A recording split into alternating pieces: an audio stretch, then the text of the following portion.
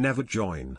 Sturgeon woke up after being slapped by Merkel, declared abandoned to join the EU. Nicola Sturgeon briefly abandoned her policy of rejoining the EU immediately after a second independence referendum as a poll showed record Euroscepticism in Scotland, unearthed reports reveal. Scottish First Minister Nicola Sturgeon said she has no plans to call a separate referendum on whether an independent Scotland should join the European Union. She said a detailed prospectus would be put to Scots ahead of any second independence referendum, and she claimed most people would want to be part of the EU again. She was pressed on the issue as she launched the SNP manifesto for the Holyrood election at the end of April. Ms. Sturgeon said, "That's not my policy." Just as in 2014 when people had a detailed prospectus on which to base their vote, that is my intention for a future independence referendum too. She insisted the case for independence is winning hearts and minds across Scotland almost every single day. In a surprising turn of events, though, a few weeks later, Mike Russell, the Scottish Constitution Secretary, disputed Ms. Sturgeon's claims, insisting it would depend on the circumstances at the time whether to hold such a vote. He also claimed it could be desirable to ask Scots about rejoining the EU. Mr. Russell, who is also SNP president, said his personal view was it was not necessary, but there are circumstances in which you could say it would be desirable. The Scottish Tories said the SNP's mixed messages showed its EU policy was shallow and unclear. Since Brexit, Ms. Sturgeon has indeed given contrasting statements on the issue.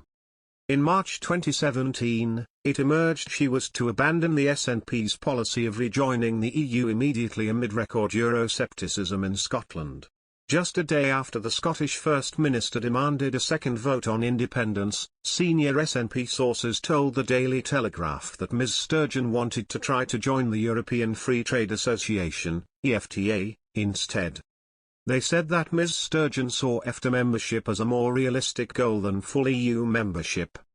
Ms. Sturgeon reportedly feared that the SNP's long-standing policy of an independent Scotland joining the EU would have put off the 400,000 voters who backed independence in 2014 but also voted leave in the EU referendum. They represented 1/4 of all those who voted for independence. A major survey released at the time also showed that 2/3 of Scots either wanted Britain to leave the EU or for the bloc to have reduced powers. The Scottish Conservatives said the SNP's plans had unravelled within 24 hours in total confusion. Former Prime Minister Theresa May rubbed salt in the wound by telling the Commons that on her visits to Brussels she did not detect any support for an independent Scotland being allowed to join the EU. Since 2014, Eurocrats have given different views on whether Scotland could join the bloc. In 2016, Guy Verhofstadt, the European Parliament's Brexit coordinator, said, "If Scotland decides to leave the UK, to be an independent state, and they decide to be part of the EU, I think there is no big obstacle to do that." He added it would be suicide for the EU to refuse entry to people who are sympathetic to the bloc's aims.